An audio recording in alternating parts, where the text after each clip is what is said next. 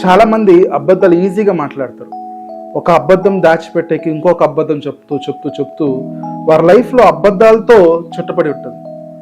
వాళ్ళు నిజం చెప్పాలని ప్రయత్నించినా కానీ వాళ్ళ వల్ల కాదు. ఎందుకంటే అంత దూరం వెళ్ళిపోయి ఉంటారు నిజం నుంచి. దీనివల్ల చాలా కుటుంబాల్లో ప్రాబ్లమ్స్ వస్తూ ఉంటాయి భార్యాభర్తల మధ్యలో. ఎందుకంటే ఒక అబద్ధం చెప్పి మన తప్పునో లేకుంటే వాళ్ళని మెప్పించాలనో మనం ప్రయత్నం చేసినప్పుడు ఆ నిజం బయటపడేటప్పటికి చాలా కుటుంబంలో అల్లకల్లోలం అయిపోతుంది. అబద్ధం చెబుతూ పోతున్నప్పుడు మన రియల్ క్యారెక్టర్లో లోపం వస్తుంది. మనపైన మనకే ఒకలాంటి అసూయ వస్తుంది. మనమే లోగా ఫీల్ అవుతాం. సో దీని నుంచి మనం బయటపడాలంటే ఏమంటే మన మాట కరెక్ట్గా ఉండాలి. అవునంటే అవును, లేదంటే లేదు, అలా ఉండాలి.